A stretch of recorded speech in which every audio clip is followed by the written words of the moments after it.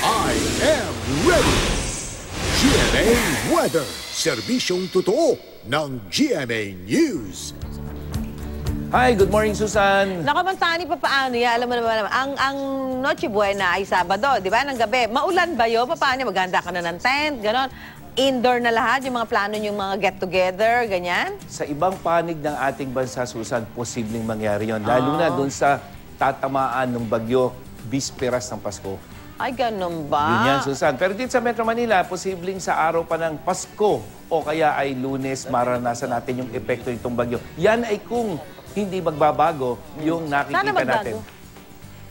At Sana magbago. yun nga, sana nga ay magbago, Susan, dahil imagine, araw ng Pasko, binabagyo tayo. Ha? Oo nga. At yung pong ating binabantayang tropical depression, Susan, ngayon ay isa ng tropical storm at nandyan sa may Pacific Ocean. Ang layo niyan, 1,485 kilometers sa may silangan ng Mindanao.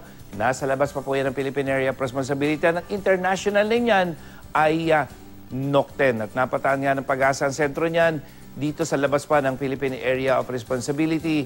Nasa labas pa po ng PAR at ang layo niya 1,485 kilometers. Sa forecast track ng Metra Weather, papasok ito sa ating Area of Responsibility, posibleng mamayang gabi o bukas ng madaling araw. At oras sa pumasok yan, ang magiging local name yan ay Nina. Bagyong Nina, pang-14 na bagyo ngayong taong ito. Pero sa ngayon mga kapuso, lubhang malayo pa po yung bagyo. Wala pang epekto yan sa lagay ng ating panahon.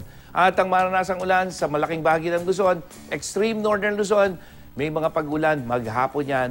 At ang northern at central Luzon, maaliwalas naman ang panahon. Ngayong maghapon, mababa ang tsansa ng ulan.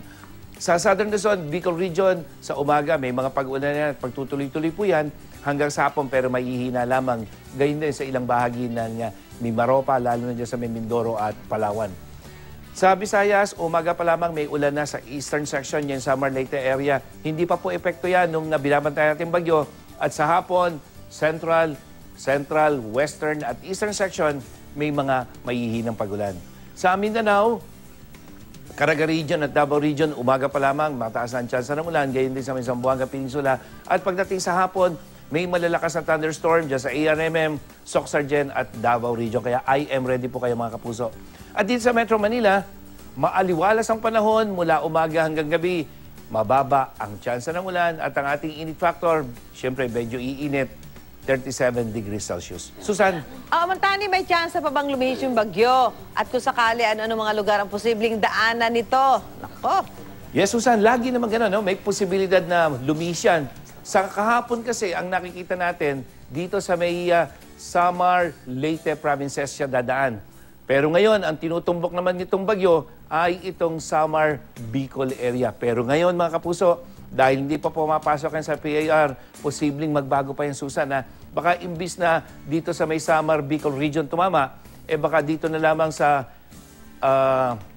mismong Bicol region at dyan sa may Central Luzon dumaan yung bagyo. Meron kasing mga numerical weather model na iba naman yung sinasabing track. Kaya matama nating babantayan to dahil ang pinakamahalaga, Susan, nakikita natin, lalakas pa ito mula sa tropical storm, posibleng maging isang typhoon yan bago tumama dito sa ating bansa. At kapag, ibig sabihin niya, pag typhoon na yan, hindi lamang ulan ang dapat na daladala niya, kundi malalakas na hangin, lalong-lalo na dito sa mga Eastern Visayas at Bicol region na tatamaan yan, Susan. Maraming salamat, Mantani, ang ating GMA resident meteorologist.